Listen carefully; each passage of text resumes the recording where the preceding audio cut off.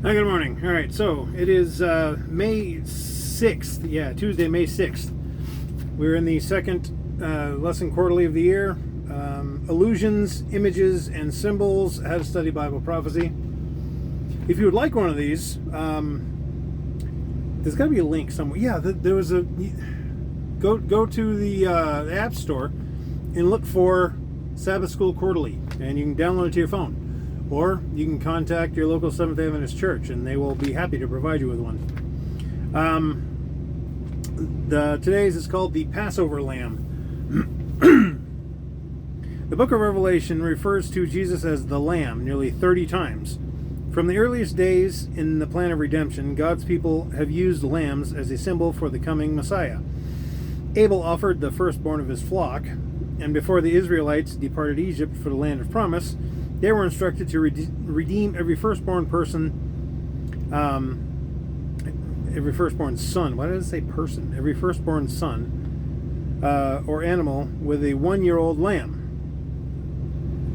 Read Exodus 12, 1 to 11. There's a couple others. So leave that there and see Exodus 12. Now the Lord spoke to Moses and Aaron in the land of Egypt, saying, "This month shall be your beginning of months. It shall be the first month of the year to you. Speak to all the congregation of Israel, saying, On the 10th of this month every man shall take for himself a lamb, according to the house of his father, a lamb for a household. And if the household is too small for the lamb, let him and his neighbor next to his house take it, according to the number of persons. According to each man's need you shall make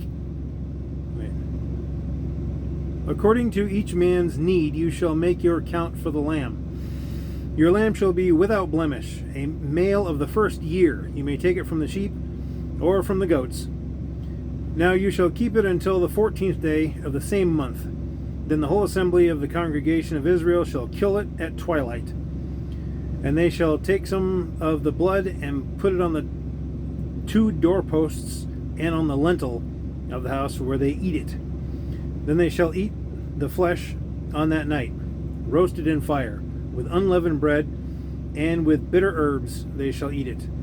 Do not eat it raw, nor boiled at all with water, but roasted in the fire.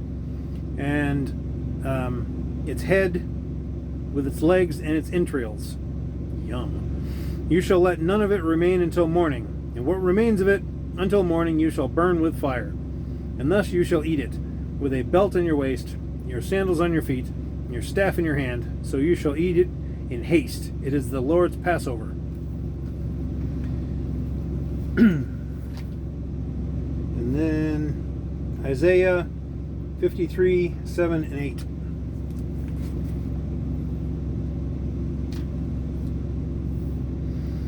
He was oppressed and he was afflicted, yet he opened not his mouth. He was led as a lamb to the slaughter, and as a sheep before its shearer is silent, so he opened not his mouth. He was taken from prison and from judgment. And who will declare his generation? For he was cut off from the land of the living. For the transgressions of my people he was stricken. That's a prophecy of Jesus. 1 Corinthians 5, 7.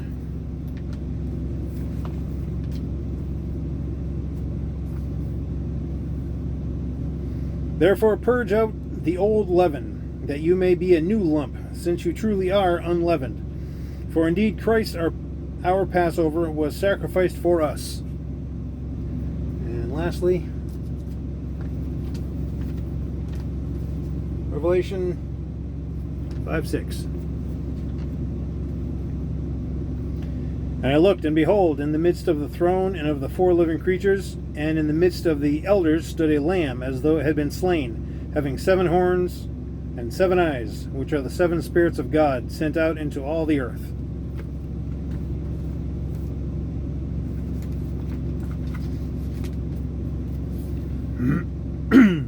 What do these verses teach us about Jesus as the Passover sacrifice? And what does that mean for each of us?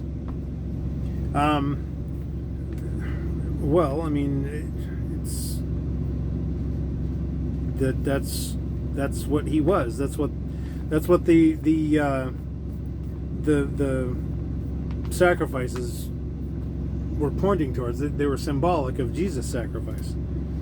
Well, what does that mean for each of us? Well, I mean, now it's the good news for us. It's the gospel. It offers us hope, because now we can be accepted into heaven.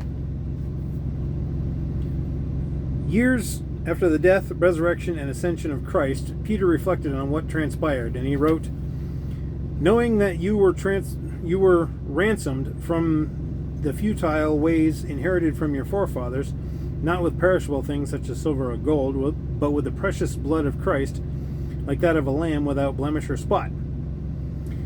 Jesus lived the one human life that satisfied the holiness of God.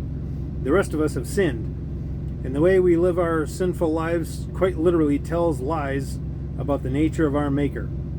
Jesus, however, became the last Adam. Where we failed, he lived perfectly. In his humanity, he was everything the human race was supposed to be. He reflected God's glory perfectly. "If you have seen me," he told Philip, "you have seen the Father." Jesus, meanwhile, was crucified on Passover, further demonstrating that he is the anti-typical lamb. In John 18:19 and 20, Jesus says that he spoke openly of his doctrine. In a parallel way, regarding the Passover Lamb in Exodus 12:5 and 6, the children of Israel were instructed to choose a lamb for Passover and keep it, or put it on display during the days leading up to the sacrifice. When the high priest questioned Jesus about his teachings, Jesus made reference to the fact that he himself had been on open display in the temple for everybody to consider.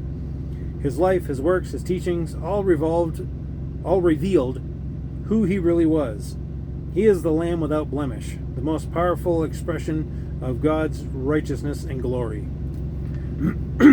Discussion question: how can we better reflect the perfect character of Jesus in our own lives? Well, by imitating him. It's like what Paul said. Paul said that he wants everyone to imitate him as he is imitating Christ. So we should imitate Christ in everything we do. And is there an easy answer to that? Not really, but the more you read the Bible, the more you'll know God, the more you'll know Christ, the more you'll know his character. All right. Well, I'll see you tomorrow.